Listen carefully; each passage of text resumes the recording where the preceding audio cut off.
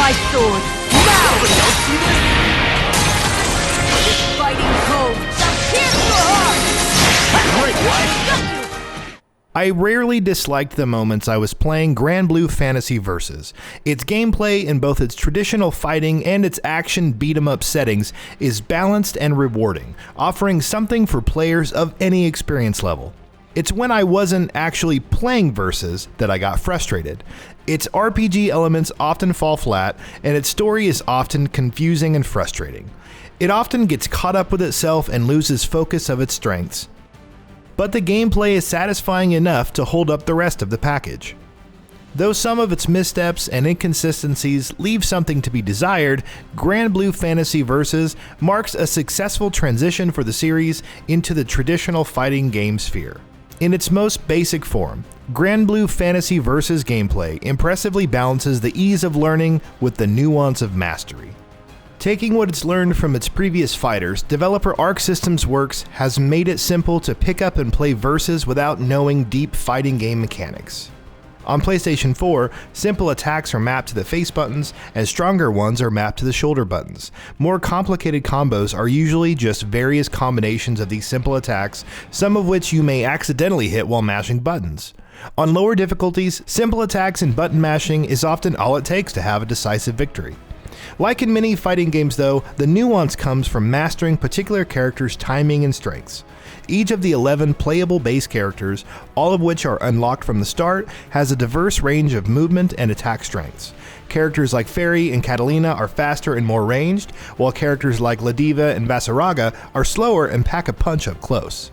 Taking advantage of their particular skills takes time and patience to learn, but it's essential on higher difficulties to have a chance at victory. In these scenarios, Versus begins to shine, as it feels great to pull off more difficult victories with the same arsenal of simple attacks. Also helpful are the wide range of animations and sounds that match each skill, giving weight to each attack and making critical hits feel satisfying. Especially important in mastering each character is learning their Skybound Arts attack, a highly powerful move that can only be performed after a meter fills up. Each character's Skybound Arts attack relates back to a move from the original Granblue Fantasy, and they're the most fun and diverse moves in the game. While fights on higher difficulties sometimes begin to rely heavily on these skills, their impressive cutscenes and entertaining diversity keeps them from getting old. There are two primary ways to play Granblue Fantasy Versus. The first is the traditional one-on-one fighter mode, pitting two characters against each other online, locally, or against the computer. With the arcade mode, you'll face a series of these fights in a sequential gauntlet style until you lose a match or defeat the final boss. The style is a serviceable way to escalate the basic fights to create a scope outside of single matches, and with a choice of how difficult you want each of the fights to be, you can get what you want out of it, whether it's a difficult ride to the top or a breeze through practice fights.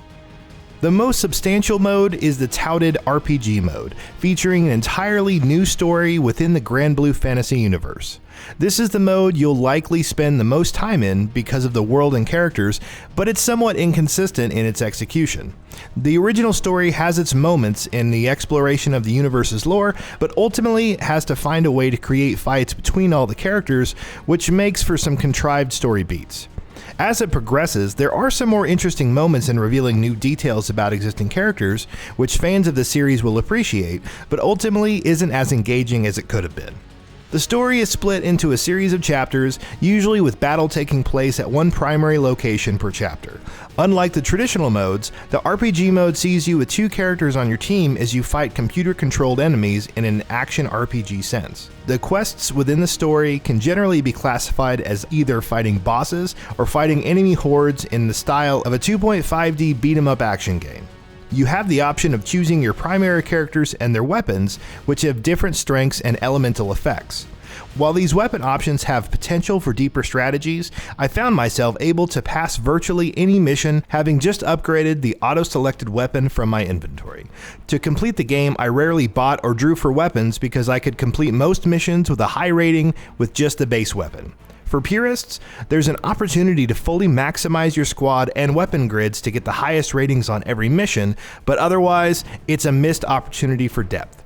Once you get comfortable with a character, as I did with Gran, it's possible to go the entire game without having to switch squad members either, as there's little benefit to using different types of characters in different situations.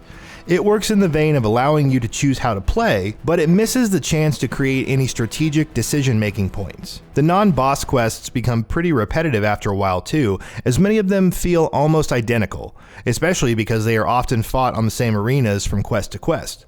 Falling back on the primary core gameplay makes it so that it never gets boring, but I found myself wondering why I was fighting the same enemies many times, especially as it became easier to push everything to one corner of the screen and lose track of what's happening. The boss fights, though, are where the RPG mode shines. Each boss is different from the next, and, though some of them are easier than others, they are where you have to use the most skill and thought. The most difficult bosses are also the most rewarding, because they require you to learn and anticipate their moves.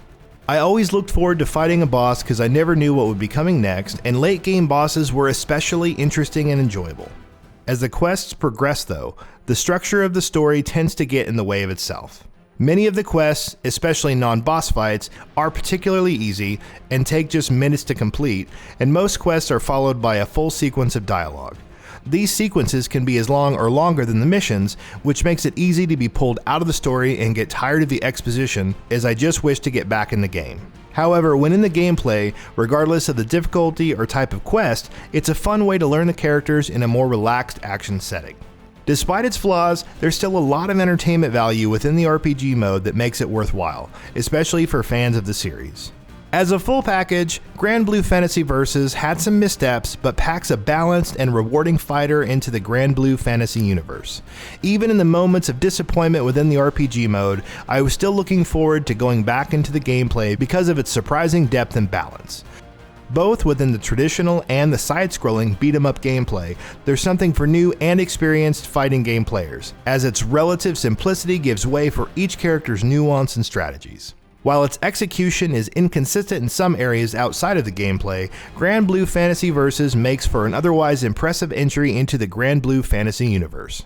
And that wraps it up. If you like what we are doing, please consider subscribing to our channel, and don't forget to switch on the bell notification icon. That way you will never miss out on any of our videos.